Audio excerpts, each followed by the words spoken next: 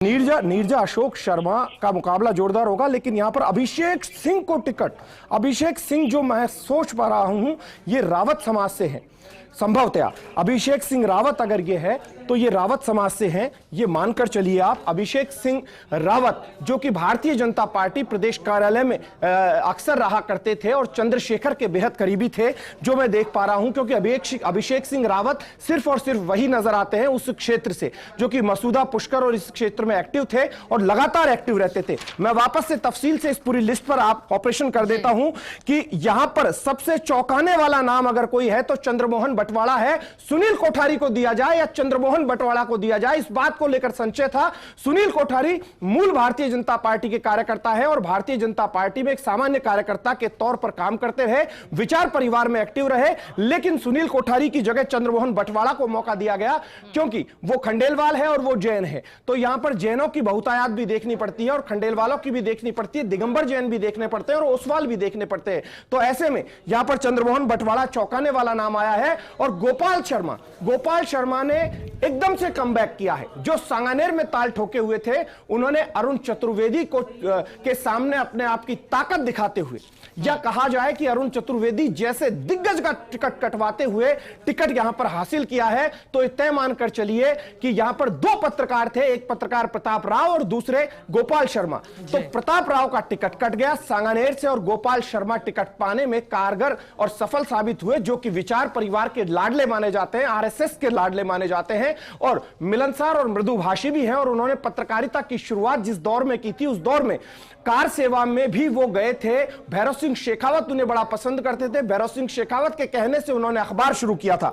यहां पर विजय बंसल की मैं कहानी वापस से बता दूं कि विजय बंसल इस लिस्ट में इसलिए आए हैं कि वसुंधरा राजे से उनकी मीटिंग हो चुकी थी। ऐश्वर्या, आपको रोकना चाहेंगे, हमारे साथ हनुमानगढ़ से प्रत्याशी बनाए गए अमित चौधरी जुड़ गए हैं। अमित जी, पहले तो आपको बहुत बहुत बधाई देती हूँ, आपको हनुमानगढ़ से मैदान में उतारा गया है। क्या कहना चाहेंगे सबसे पहले प्रतिक्रिया फर्स्ट इंडिया पर?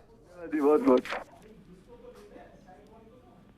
अमित जी, आपको मेरी आवाज मिल पा रही है? बिल्कुल आ रही है। अमित जी, कैसे देखते हैं, क्योंकि बताया जा रहा है कि सूची में आलाकमान की चली है, यानी कि आलाकमान का विश्वास आप पर? मैं आलाकमान को इस के लिए बहुत बहुत धन्यवाद दे रहा हूँ जी।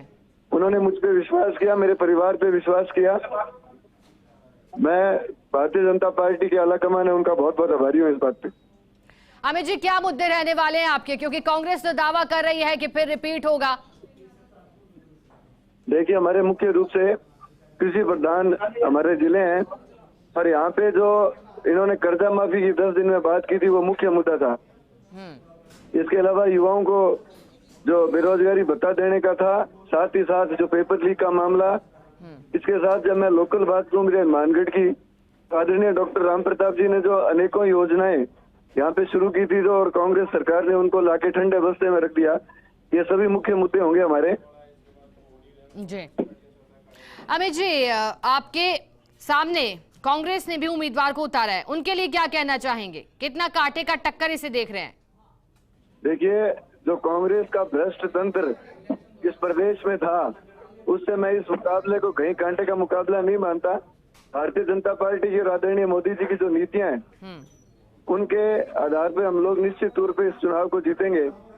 और मेरे पिताजी आदरणीय डॉक्टर राम प्रताप जी ने जो हनुमानगढ़ विधानसभा में 1993 से लेके पिछले चुनाव तक जो काम किया, और उसी दृष्टि से उसी को देखते हुए पार्टी ने हम पे विश्वास जताया और लोग भी पूरा विश्वास डॉक्टर राम प्रताप जी पर और मेरे पूरे परिवार पर जता रहे हैं। और निश्चित तौर पे हम चुनाव जीतेंगे, इसमें कहीं दो राय नहीं। ठीक है अमित चौधरी जी, बहुत शुक्रिया आपका हमारे साथ जुड़ने के लिए। और देखिए, हमारे साथ सहयोगी ऐश्वर्या प्रधान लगातार बने हुए हैं। ऐश्वर्या, आप क्योंकि पूरी सूची का पोस्टमार्टम तो कर ही रहे हैं, साथ ही साथ जड़ों की गहराइयों तक जाकर एक एक सीट का विश्लेषण कर रहे हैं। ऐश्वर्या, आप इससे पहले आगे बढ़े, लेकिन मैं चाहूंगी आपका ध्यान केंद्रित करवाना, क्योंकि ये जो सूची सामने आई है, जैसे जैसे अंतिम सूची की ओर बढ़े, और चाहे कांग्रेस की बात करें, बीजेपी की बात करें, आपने जिक्र किया शेरगढ़ पर बाबू सिंह राठौड़, वसुंधरा की चली। अब शेरगढ़ को लेकर कांग्रेस से प्रत्याशी उतारा मीना कंवर, वहां बताया कि सीएम गहलोत की चली। तो क्या फिर से यहां मुख्यमंत्री अशोक गहलोत वर्सेस वसुंधरा राजे दिखाई दे रहा है क्या ऐश्वर्या आपको? देखिए, यहां पर मुख्यमंत्री अशोक गहलोत वर्सेज वसुंधरा राजे, हालांकि कहानियां ये जोड़ी जाती हैं कि अशोक गहलोत जानते थे कि सियासत को किस तरीके से घुमाया जाए और सीटें कम रही तो ऐसे में अशोक गहलोत मुख्यमंत्री बने। वही कहानी वसुंधरा राजे के साथ जोड़ी जाती है, लेकिन मैं इन चीजों से इनकार करता हूं। फिलहाल मैं यहां पर जो चीज का जिक्र कर रहा हूं वो बड़ी ध्यान देने वाली बात है। इस लिस्ट पर मैं गौर कर रहा हूं कि यहां पर चौंकाने वाले नाम आए हैं। एक अभिषेक सिंह, जो मैं मानकर चल रहा था कि अभिषेक सिंह कौन होंगे, ये अभिषेक सिंह रावत है, ये मसूदा के हैं और ये भारतीय जनता पार्टी प्रदेश कार्यालय में लगातार पिछले कई दिनों से आक्रोश, जन आक्रोश यात्राएं जब निकली थी तब से एक्टिव रहते थे और चंद्रशेखर के बेहद करीबी माने जाते थे या चंद्रशेखर कैंप के करीबी माने जाते थे। वो टिकट पाने में कामयाब हो गए हैं, रावत समाज को मौका दिया है। तो यहां पर सबसे बड़ी खबर इस वक्त की यह है कि नाथू सिंह गुर्जर और अलका गुर्जर, ओम प्रकाश भड़ाना, तीनों की जगह अभिषेक सिंह को मौका आलाकमान ने दिया है। तो यह कितना कारगर साबित होगा। मैं शेरगढ़ में बाबू सिंह राठौड़ पर आता हूं। बाबू सिंह राठौड़ का टिकट इसलिए फाइनल हुआ है कि रविंद्र सिंह भाटी का टिकट कटा, तो ऐसे में बाबू सिंह राठौड़ को टिकट दिया जाना लाजमी था, कहीं किसी तरीके से संपूर्ण राजपूत समाज में विरोध ना हो जाए। और गजेंद्र सिंह शेखावत भले ही इस पॉलिटिक्स में ना पड़ते हो। चलिए ऐश्वर्या, एक बार आपको रोकना चाहेंगे, हमारे साथ उपेन यादव जुड़ गए हैं। उपेन, आपको बड़ा बारीकी से कई बार फील्ड में देखा है, क्योंकि आप लगातार बेरोजगारों के मुद्दे उठाते आए हैं। क्या कहना चाहेंगे? सबसे पहले तो बताइएगा, अब बेरोजगारों की आवाज उठाने वाला चुनाव लड़ेगा। देखो, सबसे पहले तो केंद्र नेतृत्व को, प्रदेश नेतृत्व को बहुत बहुत धन्यवाद। प्रदेश के 40 से 50 युवा बेरोजगार है, उनकी एक प्रतिनिधि को उन्होंने मौका दिया है। सबसे बड़ी बात है कि प्रदेश में पेपर लीक माफियों की सरकार थी, उनको उखाड़ फेंकना एक बड़ी चुनौती है।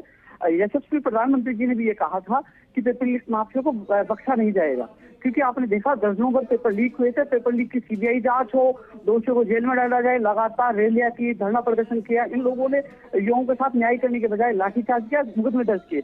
तो ऐसे में अब युवाओं की आवाज पार्टी के माध्यम से मजबूती से उठाने के साथ साथ जिम्मेदारी तो बढ़ी है, लेकिन साफरा का जो विकास हो, साफरा में जो काफी दिनों से जो वहां के विधानसभा क्षेत्र के साथ अन्याय हो रहा था, उनको न्याय मिले। और दूसरी बात, जो 11 साल 9 महीने का जो संघर्ष हुआ है, इस संघर्ष दरातों से संघर्ष किया तो बहुत कुछ सीखने को मिला है। सिस्टम के तरीके, सारी चीजें सीखने को मिली। इसका लाभ विधानसभा क्षेत्र में तो होगा और युवाओं की पार्टी के माध्यम से सीधी आवाज पहुंचाने में अहम भूमिका रहेगी। उपेन, आपके सामने कांग्रेस ने मनीष यादव को उतारा है, वो भी आपके साथ ही रहे होंगे क्योंकि आरयू से अध्यक्ष रहे हैं, छात्र नेता वो भी हैं और निर्दलीय चुनाव भी लड़ चुके हैं। कैसे देख रहे हैं उनको अपने सामने? देखो, मैं ये कहना चाहूंगा, ये चुनाव उपेन यादव नहीं लड़ रहा, ये चुनाव राजस्थान के 40 से 50 लाख युवा बेरोजगारों का प्रतिनिधित्व करने वाला लड़ रहा है। साफरा की जनता ये चुनाव लड़ रही है, क्योंकि साफरा की जनता ये चुनाव लड़ रही है। तो ये इस बार, ये मैं किसान का बेटा हूँ, मैंने सब्जी खरीद के बेची है, मैंने इतना संघर्ष किया है। तो एक संघर्ष को पहचान देने का काम भारतीय जनता पार्टी ने किया है और ये चुनाव युवा बेरोजगार, क्योंकि प्रदेश के हर युवा की आवाज उठाने का काम किया है। तो इसलिए साफरा से बड़े मतों के साथ तो जीत तो हासिल होगी। इसके अलावा पूरे प्रदेश में जहां युवा हैं वहां युवा अपनी ताकत दिखाएंगे। और जिन्होंने युवाओं को खून के आंसू रुलाए, पेपर लीक, दर्जनों बार पेपर लीक हुए हैं, और आपने देखा होगा इसमें सरकार के खुद राजनेता शामिल है, जिनको टिकट भी दे दिया। जिन लोगों ने अपने लोगों को वहां परीक्षा में ड्यूटी लगाई, उनको टिकट मिल रहा है और वो आज वो फिर से युवाओं के सपनों पर डाका डालने के लिए चुनाव लड़ रहे हैं। ऐसे में उनको उखाड़ प्रदेश के युवाओं को न्याय दिलाने के लिए एक हम लोग पूरे राजस्थान में एक लहर चलेगी, युवाओं की लहर चलेगी और कांग्रेस को सत्ता से उखाड़ फेंकेंगे और भारतीय जनता पार्टी को माननीय यशस्वी प्रधानमंत्री जी के नेतृत्व में स्थापित करेंगे। उपेन, आपको बधाई तो देती हूं, लेकिन क्योंकि आप भी कई बार लगातार जब बेरोजगारों की मांगों को उठाते हैं तो फिर मुख्यमंत्री अशोक गहलोत का खुद धन्यवाद करते आए हैं। अब क्या कहना चाहेंगे? अब सवाल उठेंगे, बेरोजगारों की आवाज उठाने वाला मैदान में दिखाई दे रहा है, क्योंकि जब संतों को उतारा जाता है, मेहनतों को उतारा जाता है, तब भी इस तरह के सवाल खड़े होते हैं। उनको क्या कहना चाहेंगे? देखो, चीज आपको बताना चाहूंगा मैं कि एक किसान का बेटा 11 साल 9 महीने संघर्ष करके पूरे सिस्टम को जानता है। वो आज सिस्टम में आ रहा है, पार्टी के माध्यम से यूं की सीधी आवाज पहुंचाएगा। आपने पता होगा कि मुख्यमंत्री जी से मिलने के लिए हमें गुजरात आंदोलन करना पड़ता था, उत्तर प्रदेश आंदोलन करना पड़ता, उपचुनाव में आंदोलन करना पड़ता था, अंतरिम करना पड़ता था। तो आज मुझे लगता है कि यदि पार्टी के माध्यम से मैं यूं की सीधी आवाज उठा पाऊंगा तो यूं की आवाज मुखर होगी। तो ऐसे में इस पे कोई सवाल नहीं उठेंगे। यहाँ तो ठीक है उपेन, क्योंकि राजनीति में सभी के लिए जगह है, बस नियत साफ होनी चाहिए। शुक्रिया आपका उपेन हमारे साथ जुड़ने के लिए। सहयोगी ऐश्वर्य प्रधान लगातार न्यूज रूम से हमारे साथ जुड़े हैं, उनका रुख करेंगे। ऐश्वर्य, अपनी बात पूरी कीजिएगा। आप लगातार एक एक सीट पर उम्मीदवारों की पूरी हिस्ट्री खंगाल रहे हैं कि आखिरकार क्यों इन पर दाव चला गया है। देखिए, मैं यहां पर जो बात अधूरी रह गई थी उसे पूरा करूंगा। अभिषेक सिंह की मैंने बात यहां पर कर ली थी। यहां पर इस वक्त नीरजा अशोक शर्मा की बात करना इसलिए आवश्यक है कि अशोक शर्मा का निधन हो गया था और उनके जो वयोवृद्ध पिता हैं बनवारी लाल शर्मा, जिनके पिता जगन धौलपुर उस पूरे क्षेत्र में बड़े फेमस हुआ करते थे। बनवारी लाल शर्मा 90 को क्रॉस कर गए हैं। वो अपनी पुत्र वधू के साथ क्षेत्र में थे, नॉमिनेशन भरवाया था और उन्हें उम्मीद है कि उनके बेटे जो हैं वो अब इस दुनिया में नहीं रहे, कोरोना काल में उनका निधन हुआ, तो अब शायद वो सीट जीत लेंगी और वो खुद मैदान में भी जुटे हुए हैं। कभी ये वही बनवारी लाल शर्मा हैं जिन्होंने कभी वसुंधरा राजे को हराया था, लेकिन अब वसुंधरा राजे और बनवारी लाल शर्मा दोनों के परिवार में बहुत अच्छे रिलेशन है, शुरुआती दौर में कभी हराया था। यहां पर प्रेम गोचर इस सीट को सीधे तौर पर माना जाए तो कोटा सांसद के बेहद करीबी माने जाते हैं। प्रेम गोचर उनके लिहाज से मान लिया जाए, लेकिन प्रहलाद गुंजल जिस रात को ओम बिरला को मनाकर आए थे, उसी दिन लोगों ने अंदाजा लगा लिया था कि वही प्रहलाद गुंजल जो ओम बिरला को। ऐश्वर्य, आगे भी जानकारी लेंगे, फिलहाल आपको रोकना चाहेंगे। हमारे साथ 12 अटरू से बीजेपी ने राधेश्याम बैरवा को प्रत्याशी बनाया, हमारे साथ जुड़ गए। राधेश्याम जी, बधाई के साथ शुरुआत करूंगी। सबसे पहले तो बताइएगा क्या कहना चाहेंगे, क्योंकि आलाकमान की चली है, अब तक ये सामने आ रहा है, आलाकमान ने विश्वास जताया है, क्या कहना चाहेंगे? हेलो जी राधेश्याम जी, आपकी आवाज मिल पा रही है, बधाई आपको दे रही हूं। क्या कहना चाहेंगे, आपको प्रत्याशी के रूप में उतारा गया है? जी राधेश्याम जी, मेरी आवाज मिल पा रही है आपको? हाँ जी जी जी। क्या प्रतिक्रिया आपकी टिकट मिलने पर? नहीं, कोई प्रक्रिया नहीं है, सब पार्टी के लोग काम करेंगे मेरे साथ। क्या मुद्दे रहने वाले हैं आपके 12 अटरू की जनता के लिए? जो भी समस्याएं होगी 12 अटरू की वो सारी सोल्व की जाएगी। और सबसे बड़ा मुख्य मुद्दा रहेगा हमारा शिक्षा। ठीक है राधेश्याम बैरवा जी, आपका शुक्रिया हमारे साथ जुड़ने के लिए।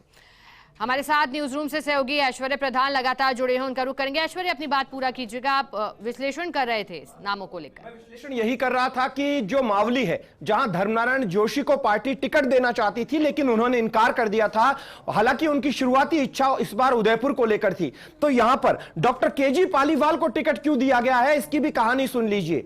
राजसमंद सीट में पालीवाल वोटर्स सर्वाधिक है, पालीवाल ब्राह्मण होते हैं, तो राजसमंद में जब पालीवालों की संख्या है, जो कभी किसी दौर में पश्चिमी राजस्थान से निकलकर आए थे, जो उदयपुर में भी है, तो यहां पर पालीवाल वोट बैंक को साधने के लिए यह टिकट दिया गया है। हालांकि केजी पालीवाल कितने मजबूत होंगे यह देखने वाली बात होगी, क्योंकि वहां पर डांगी भी काफी सारे हैं। यह जो टिकट है यह गणित के लिहाज से दिया गया है। यहां पर बेहद मजबूत तो हम इस वक्त किसी को नहीं कह सकते, लेकिन जब चर्चा करेंगे तो हम यह भी बताएंगे कि इनमें से कितनी सीटें भारतीय जनता पार्टी जीत रही है और कितनी सीटों पर मुकाबला है, और यह चीज भी हम यहां पर चर्चा करेंगे। लेकिन हम यहां पर इसी दौरान रवि नैयर की बात वापस से पूरा कर देते हैं, जो पहले अधूरी रह गई थी। रवि नैयर सुबह ही आश्वस्त हो गए थे, 2 दिन पहले आश्वस्त हो गए थे, और उन्हें पार्टी के 2 नेताओं ने आश्वस्त कर रखा था कि आप तैयारियों में जुट जाइए। लेकिन अब रफीक खान जो हैं वो और भी तेजी से जुटेंगे इस चीज को लेकर कि अशोक परनामी को टिकट नहीं मिला, तो अशोक परनामी से जुड़े लोगों को अपनी तरफ साधना चाहेंगे। हालांकि कुछ मुस्लिम्स को वोट काटने के लिए कल तक खड़ा करने की खबर थी कि कुछ मुस्लिम्स को वोट काटने के लिए खड़ा किया जाएगा भारतीय जनता पार्टी की रणनीति के लिहाज से, तो वहीं कुछ हिंदुओं को, ब्राह्मणों को, इनको भी एक दो कैंडिडेट्स को कांग्रेस भी खड़ा करना चाहेगी बीजेपी के वोट काटने के लिए, लेकिन यहां पर कांटे का मुकाबला होगा। आदर्श नगर सीट आसान सीट नहीं है, बहुत कड़ी सीट है और यही स्थिति हवा महल की है और यही स्थिति किशनपोल की है। यदि तीनों सीटें जीतेंगे तो एक साथ जीतेंगे और हारेंगे तो तीनों एक साथ हारेंगे।